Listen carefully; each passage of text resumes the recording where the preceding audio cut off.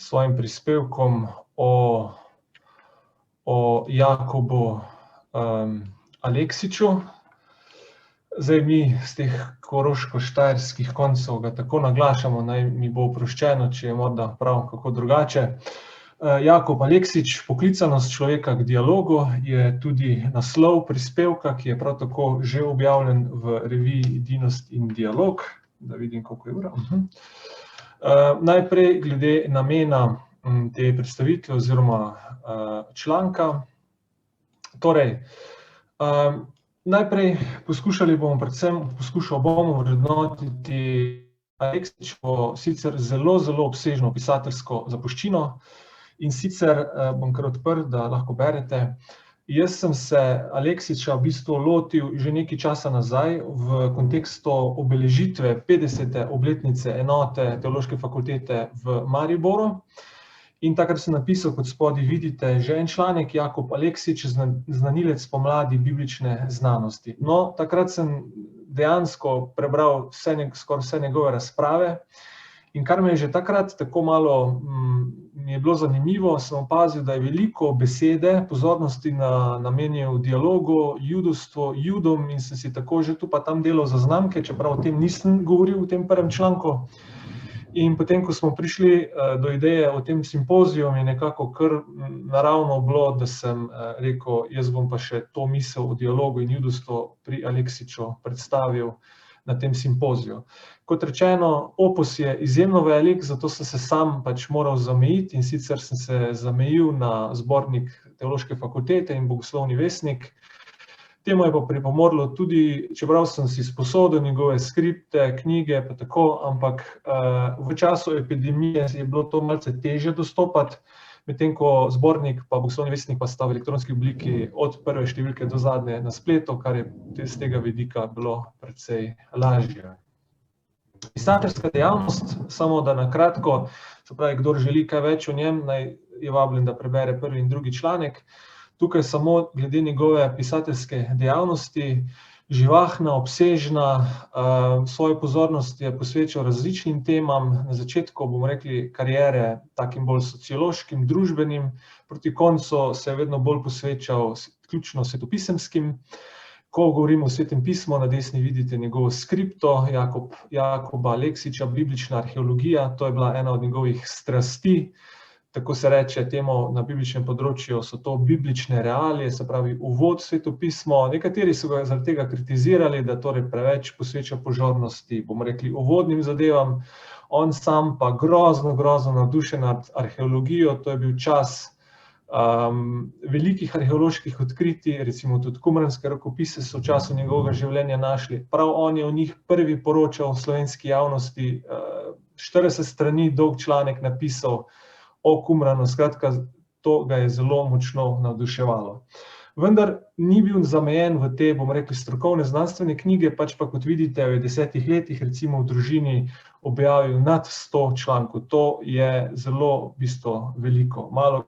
Za malo koga vem, da je bil tako produktiven v smislu, se pravi, dostopnosti oziroma, bomo rekli, predajanja znanja ne za nekemu izbranemu strokovnemu krogu, ampak širšim množicam ljudi. Njegovo življenje so poskušali nekateri do zdaj ovrednotiti, vendar so bile te sodbe res zelo kratke, recimo največ jih je nastalo ob njegovi smrti, ob komemoraciji pa na pogrebu. No in skratka, vsi so nekako soglasni v pregledu tega, je marsikoga začudilo, da ni pisal ničesar, napisal v tujem jeziku, kar je sicer nenavadno, saj sam trdi, da je poznavanje jezikov za profesorja, recimo Svetega pisma, nujen pogoj, in potem našteva, prav, zdaj tu ne bom kazal, ampak našteva, pravi, za svetopisemskega učitelja je pogoj, da bi moral znati vsaj 10 jezikov, in potem sam našteva, katere zna. Tako da ni bil očitno razlog v tem, da ne bi znal, ampak da ni hotel. Bomo do tega še prišli. Druga skupna neka sodba vseh teh, ki so nekako vsaj se dotaknili njegovega dela, pa tega ni bilo veliko do zdaj, pa je, in to tudi sam se strinja, da njegova ta znanstvena, se pravi to, kar je objavil v Bogoslovnem vestniku, pravzaprav ni neko, bomo rekli, izvirno znanstveno pisanje, v smislu, da bi zdaj on odpiral čisto neka nova obzorja znanstvenega dojemanja in pa nekih novih odkritij, pač pa recimo sam napiše, tukaj citiram, nek pregled, ki ima le bolj splošen uvoden značaj. Se pravi, sam je pravzaprav, in to je recimo zapisal pred eno najbolj dodelanih razprav o mrtvomorskih rokopisih, sam pravzaprav v uvodih in zaključkih priznava, da ne gre za neke novosti, ampak da pravzaprav povzema, seznanja širšo javnost, predvsem slovensko javnost, ki glede teh stvari seveda ni imela še nekih informacij. Tako. In pa še eno opažanje, tudi lastno vsem, ki so se ga do zdaj lotili. Aleksić je bil znan po zgledni cerkvenosti, če smem tako reči. Se pravi, zelo, zelo navdušen, ne bom tako rekel, da je slepo sledil, ampak njega je iz njegovih pisanj se res vidi, da ga je dogajanje na vesoljni ravni cerkve, in to je bil res tak čas, recimo Provinditissimus Deus, drugi Vatikanski koncil in podobne zadeve so se dogajale, ko so se na področju uradnega odnosa do recimo svetega pisma in judovstva res veliki premiki dogajali. In on je bil na tem res zelo navdušen in skoraj vsako razpravo je začel tako, da je citiral nek cerkveni dokument in potem ga je poskušal tako nekako utelesiti z razpravami, z svojim razmislekom, s kakimi primeri slovenskega naroda, tako da je skoraj v vseh razpravah nekako v dialektičnem, bom rekel, razmerju do teh dokumentov cerkvenega učiteljstva. In to je tudi dokaz, da je seveda znal tuje jezike in to zelo dobro, znan je bil po svoji prevajalski dejavnosti, ne bom se tukaj veliko ustavljal, samo na hitro. Dobro, sodeloval je pri legendarni mariborski izdaji svetega pisma, sodeloval je pri tudi zelo znani ekumenski izdaji svetega pisma, recimo moj čas je to bil, vsak izmed moje generacije za birmo dobil tole ekumensko izdajo, še zdaj jo imam. Bolj znan pa je bil recimo po tem izboru svetopisemskih besedil, na desni strani vidite naslovnico, Malo svetopismo, izbori stare in nove zaveze. Naredil je en tak selekcijo tekstov iz stare in nove zaveze in tudi zraven dodal komentarje. In če gre verjeti podatkov iz družine, je bil to ena najbolj tiskanih in najbolj iskanih izvodov svetega pisma še kar nekaj časa po izidu leta 1967. Tako da tudi to kaže eno smer, ki jo bom potem naglasil, namreč ni želel najprej priti blizu strokovnemu akademskemu svetu, pač pa človeku. In to malo svetopismo je tudi na nek način dokaz za to. Dva poudarka iz njegovih razprav, ki se dotikata vprašanja judovstva in dialoga, sta naslednja. Lahko bi prvega povzel z besedami poklicanost k dialogu z Bogom. Zelo zanimivo je, da, najprej napišem 1 Mojzes 1:1 do 2:4, to je to slavno prvo poglavje iz prve Mojzesove knjige, Geneze. Recimo Jakob primerja prvih 11 poglavij prve Mojzesove knjige z znamenitim prologom v Janezov evangelij. Pravi, kakor je v tistih 18 vrsticah Janezovega uvoda, prologa, zajeto vso bistveno, kar je povedano v evangelijih, pravi, tako je tudi v 11 poglavjih prve Mojzesove knjige zajeto vso bistveno stare zaveze. Pravi, to je stopnišče, portal, skozi katerega stopamo v staro zavezo. In s tem tudi celotno svetopismo. In ko potem komentira vrstico 1 Mojzes 1:26, to je vrstica, ki pravi, da je Bog ustvaril človeka po svoji podobnosti, po svoji podobi ga je ustvaril, in potem s tisto znano besedno zvezo hebrejsko, ki Timotejno pravi, se pravi, podobnost človeka interpretira kot podobnost človeka z Bogom, interpretira kot sposobnost dialoga. Tukaj je tako vprašanje, ki je bilo vedno odprto, čem je zdaj ta podobnost človeka z Bogom. Mislim, jasno, da ne po beli bradi, je to zdaj razum, intelekt, vse skupaj, ljubezen, sposobnost odgovora, dialoga. In on pravi zelo jasno, človek je ustvarjen kot oseba in dialoško bitje. V tem je njegova bogopodobnost. Bom še navedel kak citat, da malo začutimo patino njegovega pisanja, izražanja.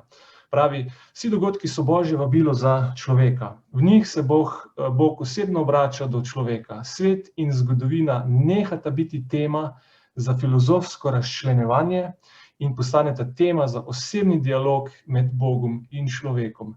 Tukaj se zelo jasno že odvrača od, bomo rekli, grških miselnih besednih akrobacij k občestvu.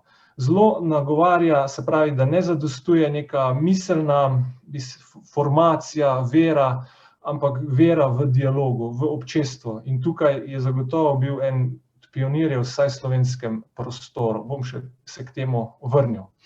Biblična usmerjena antropologija nas vodi do spoznanja, da je Bog ustvaril človeka za dialog, za sporazumevanje. In tako naprej, teh citatov je več, enega preberem. Zato izraelska vera v Boga ne poteka iz teoretskega, abstraktnega umovanja, ampak gre pred teorijo, poraja se iz osebnega in občestvenega izkustva. To je to, kar sem ravnokar naglasil. Grem hitro naprej, da me ne povozi preveč čas. No tukaj, da vam pokažem eno zanimivost, to je print screen iz te ene razprave iz Bogoslovnega vestnika leta 1978 objavljeno. Glejte, svetopismo, zapis o dialogu med Bogom in človekom, o tem bom še kaj povedal, ampak predvsem se mi zdi zanimivo naslednje. Samo malo, da si tako omaknem, da bom videl. Pisalo, kot da bi živel v našem času. Značilna poteza za duhovni podobi sodobne družbe je osveščanje ali prebujanje zavesti o dialogičnem značaju človeške narave. Beseda dialog ali razgovor je danes nepogrešljiv pojem v igri medčloveških odnosov, v verskem in tako naprej, kot da bi poslušal uvod v naš simpozij. In potem spodaj še recimo, o tem govorimo tudi o dialogu na družbenem, političnem polju, na mednarodnih kongresih, na konferencah. Prav zanimivo je, očitno je on ravno živel v tistem času, kakor smo danes uvodoma zjutraj slišali, ko je profesor Špelič naglasil, da smo v obdobju zavedanja dialoga oziroma obdobju te dialoškosti. Jakob Aleksič je bil na začetku tega obdobja in je bil velik glasnik te ideje, ki se je takrat morda šele dobro prejemala, saj v slovenskem prostoru. Tako kot zanimivost iz ene njegove razprave. Enotnost obeh zavez. Še ena stvar, ki spet ni neka znanstvena pogruntavščina, ki bi jo on čist tako na novo odprl. To se že dolgo ve, o tem so pisali že cerkveni očetje, se pravi o tej ločenosti oziroma nepravilnosti ločevanja stare in nove zaveze. Danes smo Markiona tudi omenjali, ki je recimo odrezal celotno staro zavezo, pa kar lep del nove tudi. On pa nasprotno zelo močno naglaša to enotnost obeh zavez. Moja predpostavka in delno, ki je tudi delno potrjena pač tega, kar sem bral in tudi doživljal v svojem življenju, je, da se je sicer teološko to sicer razčistilo na nek način že pri cerkvenih očetih, vendar kaj pa se živi v nekem času, kaj ljudje dojemajo in kako razumejo, pa je druga stvar. Tudi jaz sam recimo svojih izkušenj, pa naj bo to katechetsko-pastoralna šola, pa naj bo to fakulteta, opažam, da veliko ljudi še vedno ne ve čisto točno, kaj naj si recimo staro zavezo prav počne. In recimo očitno je on iz tega nekega stališča tudi izhajal, da je močno moral naglasiti to enotnost obeh zavez. Pravi, svetopismo je zapis dialoga med Bogom in človekom, pravi, je zgodovinska osedlina tega dialoga, ki pa je vtkana v zgodovino izvoljenega ljudstva. Iz tega jasno pomeni, da je nujno poznati to zgodovino izvoljenega ljudstva, če naj v bistvu govorimo o svoji veri, če naj govorimo o Kristusu, brez neke fragmentiranosti spoznanja. Nadaljuje recimo o osvetljavi pa dopolnjevanju obeh zavez. Recimo, lepa se mi tudi to zdi, ta argument, ko povezuje obe zavezi, pravi, odrešenska zgodovina se ni začela šele ob lesu križa na Golgoti, ampak ob drevesu spoznanja dobrega in hudega v raju. Ja, in recimo bo potem prišel do takih zelo pikrih delov, ko bo tako malo krcal slovenskega človeka, a pa krščansko držo slovenskega človeka, ki je, kot pravi, posledica ravno tega, da smo spregledali staro zavezo. S tem smo se oddaljili v bistvu od biblične podobe Kristusa. In to je pa ena ponazoritev, to pa ni print screen, ampak besedilo, samo berem, to je njegovo besedilo, citat, pravi takole. Ko pa je prišla v 19. stoletju industrijska revolucija in z njo delavsko vprašanje, socialno vprašanje, smo katoličani bili povsem nepripravljeni. Delavskim množicam, ki so terjale socialno pravico, smo ponujali miloščino in jim govorili o ljubem, o sladkem Jezusu, kar je moralo v njihovih ušesih zveneti kot ironija, kot norčevanje in hinavščina. Postavljali smo prednje, predlačne, predžejne, socialno ponižane Kristusovo karikaturo. Kristus je Božji sin, je očetova podoba, vendar nikoli ne beremo v evangeliju, da bi nagovarjal svojega nebeškega očeta, ljubi oče, sladki oče, pač pa sveti oče, pravični oče. In tak je tudi sam, ker je njegov sin, njegova podoba. Mi pa govorimo najrajši o ljubem, o sladkem Jezusu, da bi ga v svojih molitvah in prošnjah nagovarjali tudi sveti Kristus, pravični Kristus, to nam je tuje. To se nam zdi krivo. Ali ne pomeni to, da je naša podoba v Kristusu postala markionistična, manihejska? Se pravi, vidi se, da to slabo poznavanje Jezusa povezuje z slabim poznavanjem stare zaveze. In tole potem nadaljuje in pravi še tole. Napačno mnenje imajo o Bogu stare zaveze tisti kristjani, ki mislijo, da je bil Bog v stari zavezi Bog strogosti in da je šele v novi zavezi izkazal kot Bog ljubezni. To ni le nerazumevanje Božje zgodovinske pedagogike, ampak tudi krivica do Boga in Izraela. In to je to, kar sem povedal, pravi, po njegovem mnenju močno naglaša to, Kristusa v resnici ne moremo razumeti, če nismo razumeli Izraela, kajti, kakor je bilo na simpoziju že dostikrat poudarjeno, se je najprej razodel po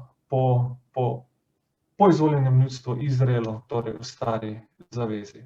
In s to mislijo sem tudi, ko sem imel besedo na uvodni otvoritvi, sem ravno tole prebral od Aleksiča.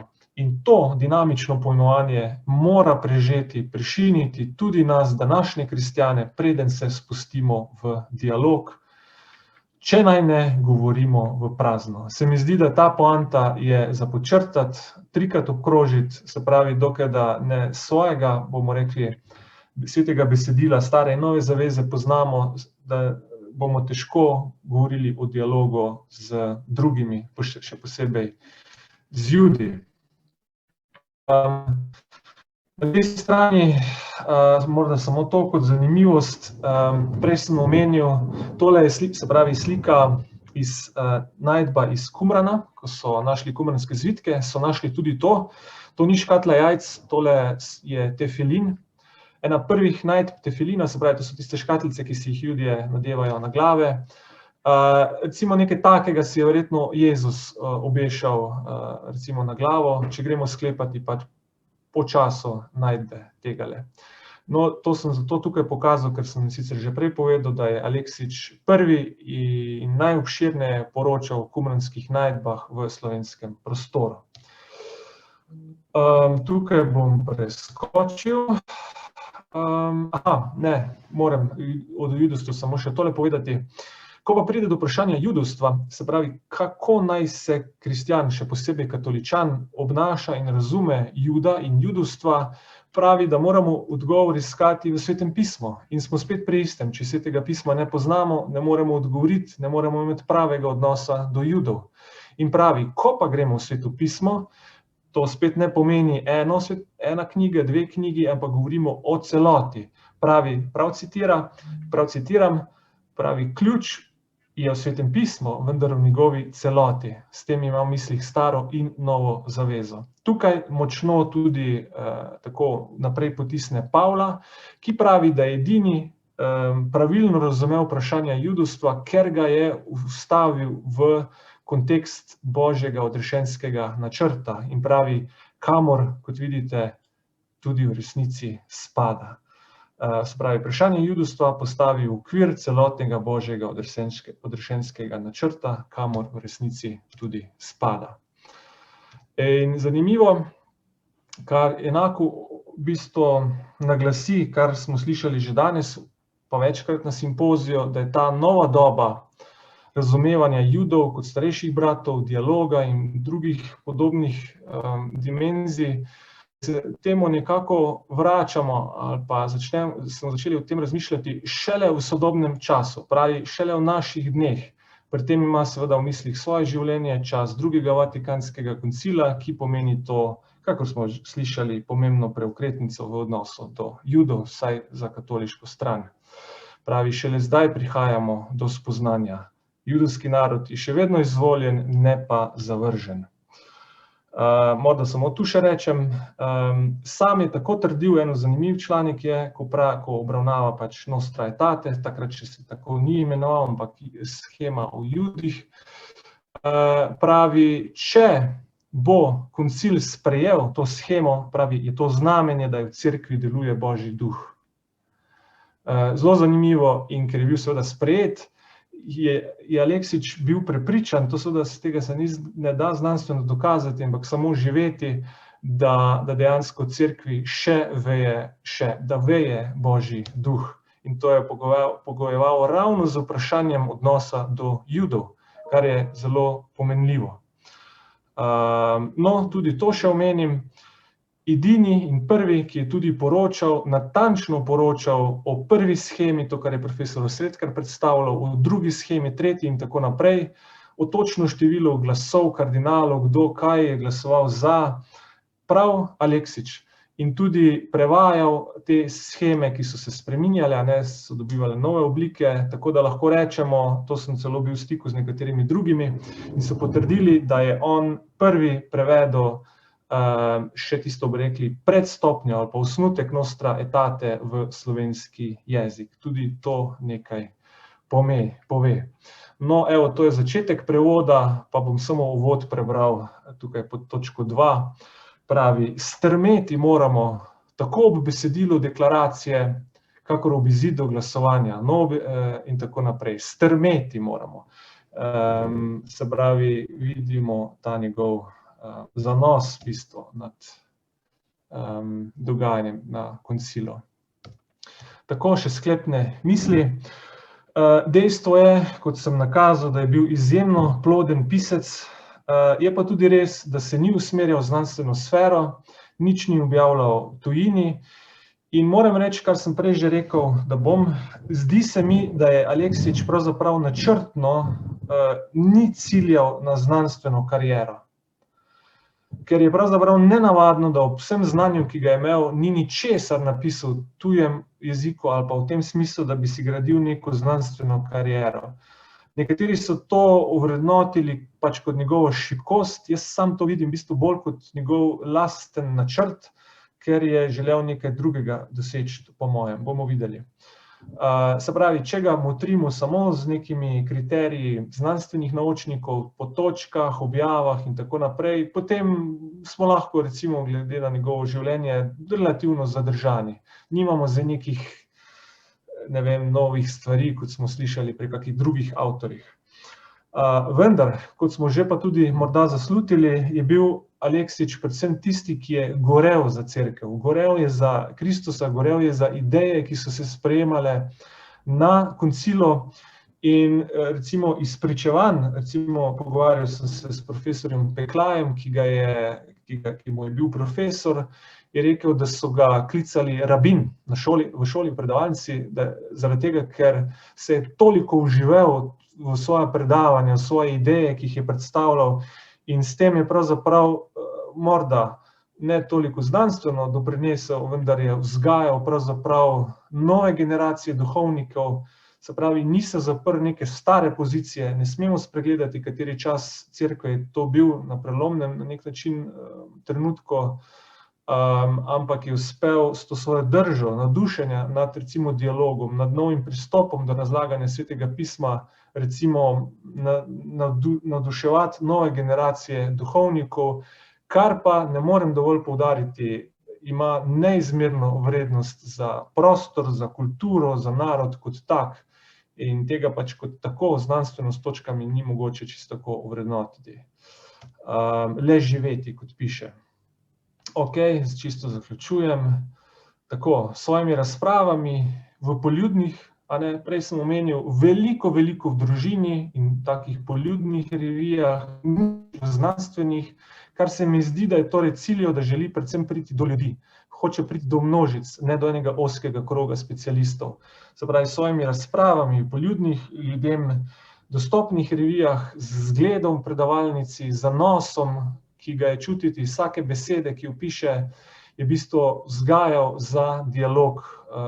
In zanimivost, če je on bil prvi, ki je poročal o Nostra Aetate, je prav na nek način njegovo delo zaokroženo nekaj desetletij kasneje, prav s tem simpozijom, lahko rečemo, ali pa z edinostjo in dialogom, ki je 55 let potem nekako strnila vrste in naredila pogled nazaj. In tukaj definitivno Jakoba Aleksića ne smemo spregledati.